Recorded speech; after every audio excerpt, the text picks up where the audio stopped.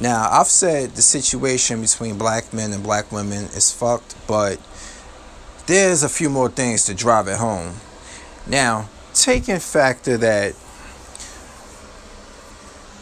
a friend of mine brought up an interesting topic on social media the other day, and he said, "Are you getting petty slash transactional pussy versus her lusting for you? Know the difference." And it was followed by comments by black women saying, "What men care anyway? What men care anyway?" And I started to realize that everything I've been saying to myself and what I've heard a lot of other brothers say has irrefutable proof of being true. Us as black people are hypersexualized. And yes, it feels great. I love it. Who doesn't? But the thing is, it comes a time where you cannot let that consume you and it be the end all be all of your relationship or how you interact with the opposite sex. But a lot of people don't get that. A lot of people don't care to get that. A lot of people see that they're getting what they want, be it financial, be it sexual, be it whatever, arm candy, you name it. But a lot of them don't have or know what character is. They really don't. And you've been hearing that lately. Character has become a buzzword. Because I could tell you, as a man in his 40s, character is important. You've spent your late teens to God knows how long just out there doing what you want to do for the most part. If you don't have a family, there are people who got families. Sometimes that shit don't even stop them. That's another problem on its own. But after a while, you start to realize, okay, I've had my fun. This is empty. I'm tired of this shit. I want something real. Some people realize it soon. You should be realizing that by the time you get in your late 20s, to be honest with you. Like I have, but there was still more things I needed to learn. Because being always a guy trying to be in relationships, rather than go out there and get in where I fit in at, I still was letting that lust consume me and control me until I got into my 30s, early to mid 30s, and I was like, you know what? Something's got to give. Still made a few mistakes, and then the final mistake about 4 years ago was me like, you know what? Fuck this. What am I doing wrong here? What am I doing wrong here? I didn't say, you know what? You niggas don't do this. You niggas don't do that. Blah, blah, blah. This, that, and the fourth. It's all you and stuff. It's not me. No. It's a combination. Okay? But the only thing you have control over, especially you ladies out there, you sisters, the thing you have control over is who you let in. Okay? And guys, you definitely have control over who you get in. Okay? You do. There's no more excuses for it. There's no more holding your hand in this situation. You wear the battle scars of all the mistakes you've made, and you expect people to just adhere to you and your broken toy mentality, and it's just not working that way. It just doesn't work that way. Self-accountability is so lacking. And when I say what I'm about to say, and it's not because of gender bias, it's because of observation. When it comes to self-accountability, black women have black men beat at that. Not by much, but they do. Okay? And when you get on social media and you start talking that mess and you start throwing black men collectively under the bus, that just backs up everything I'm saying right here about accountability.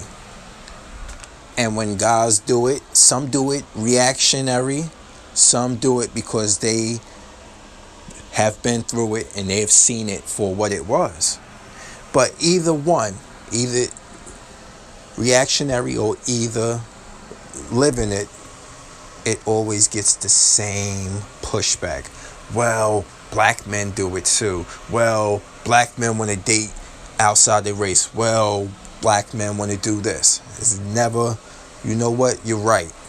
Okay? You're right. And we're not saying that you're wrong, black women. We're not saying that. We're saying stop using it as a goddamn smokescreen. That's all you tend to use it as, is a smokescreen. Okay?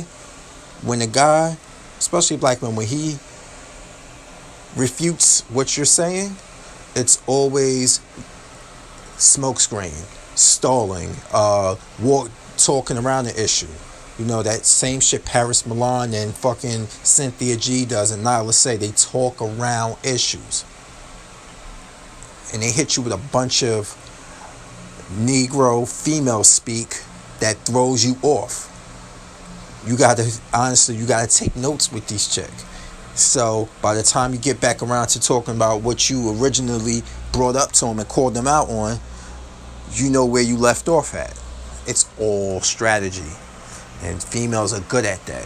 Hell, I know a lot of black females don't even know how to apologize. You know, I seen a meme not too long ago, and they was like, this is a black woman's apology. You still mad? I'm like, excuse me? Apologize. I shouldn't have to demand an apology. A nigga fuck up, all of a sudden, it's, you know what, he got to be groveling at your feet, singing Keep Sweat, begging, and apologizing for you to even think about it. Even if it's disingenuous, he still has to do it. But nah, he's still mad? Oh, come here. She try to buff you off and that fixes the situation. And niggas, stop letting that fix the situation, because it's just putting a band-aid on the issue. The issue that she has nothing else to offer you but her attitude and her body. And you wonder why women are unmarried. Like the least married. I'm sorry, it's the truth. And me not wanting to get married doesn't have specifically to do with black women. It's just having to do with marriage itself. Okay? But if I ever make that plunge one day, of course, that's where I want to be. With a black woman, but I'm on relationship vacation. Okay? It ain't me. I ain't jumping no fence. I ain't trying to do none of that, because women are women. Okay? So if women are women, why would I have this mentality? Why would I even think that another race of woman would treat me better? You know? Women have this thing called being chameleons. I've learned that from listening to MGTOW principles. And I'm not even in MGTOW, but they bring up things that are absolutely correct. Women like to play the role until they get what they want. And once they got you comfortable, they will show you their true selves. This is why guys go without getting married for such a long time, because they are still waiting for the switch. The good old bait and switch. And guys are wise to it now. They don't marry as quick as they used to, because they already know the switch is coming. The bait is the vagina, the good looks, the sex.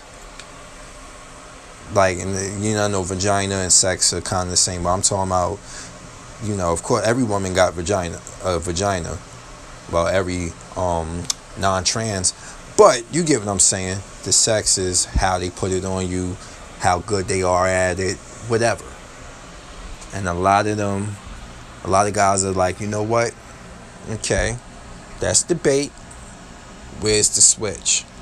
That's why a lot of men will live and be a partner with a woman for years. some slip up and have kids by these women. And that's another thing. Speaking of children, it's this whole time clock thing. If I'm not going to have kids, so be it. I'm not out here trying to compete in some race before my time is up on this planet. If it don't feel right, it don't feel right. Sorry, Mom. It just don't feel right. And maybe it's because I'm a victim of my surroundings, that I can actually see that people in my immediate surroundings, there's a lot of good women, but they already have families. And they're not looking to have another. And besides, I'm not looking for a means to be an instant dad. Those days are done. Okay? There was a part of me that was like, you know what? She got one or two. I mean, one is okay. Alright? Hell, even a divorcee is okay. At 40 years old, a divorcee is fine. But if you got 4 boys or girls, and they each have a different dad and they're close in age, miss me with that. And yes, I know women like that. I do. Okay? Close in age, different ones. Space it out. Jesus Christ. I mean, some don't even know how to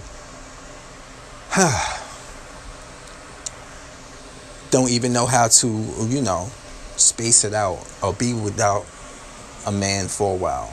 Work on themselves, really work on themselves. This is what I hear now. Oh, it's time to do me now. All right, what were you doing before? Okay, you were doing him? Like, you weren't worried about yourself before? Like, keep it off of social media. It's like that whole new year, new me bullshit. Nobody wants to hear that garbage. Because we know it's the same old you, and you just trying to bring attention to yourself. Because your friends know it's the same old you. You say the same shit every year, and you just behave the same old way after Valentine's Day. But no, okay. It's always the black man's fault. Always. And brothers, dudes, stop putting your dick in just any woman. For real. I'm telling you, it's worth it not to have to or lust to put your dick in anyone. It's no contest. You're impressing no one these day and age, because sex is more hyper than it ever was within black people. Like the beginning of this whole video, this whole commentary, I told you, my friend put up that status about knowing the difference between getting petty and transactional pussy, meaning like she's only fucking you because the guy that she's not with, that she wants, doesn't fit into the picture at this moment. Either he's locked up, either she's doing it to get back at him, whatever. Versus her lusting for you. She's lusting for the D, and you're just a placement holder. Okay? Yes, and that leads to what I'm going to say finally before I end this video. A lot of black women are trying to say a lot of guys are, hey, we're just using that same old tired talking point that women choose poorly. It's not tired. It will never be tired. You prove us wrong. You prove that you can choose a good man. Don't sit here and say there's not enough good men out here. You wouldn't know a good man for the most part if he bit you on your motherfucking ass and you know it. Okay? I know what a good woman is. For fuck's sake. Why you think I'm single? Why you think I'm single and I choose to be single? And then women trying to mock you over that. Oh, you looking for something that you ain't gonna find. Blah, blah, blah. This, that, and the fourth. Remember, I told you a while ago, I keep myself in good shape. Right? I'm 6 foot tall. About 8 pounds shy of 200 pounds. Not overweight at all. I do well for myself. And me wanting a woman who does or carries herself with health conscience.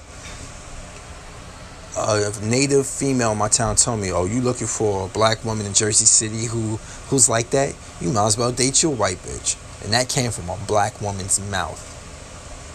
That's how much fight they have left in them. They will fight you tooth and nail to stay the way they are, but will have a laundry list of ridiculous demands that you need to adhere to. Out here in Trump's America, where the job market is hard and the cost of living just keeps growing. That's just an American thing, but the rate of pay doesn't, because of greed. But they expect you to do all these things. They don't want to be the team. They want to be millennial women, but they want you to treat them like they're in the 1950s. But I digress. So as usual, because I'm a Fury, I'm here, and now I'm out. Peace.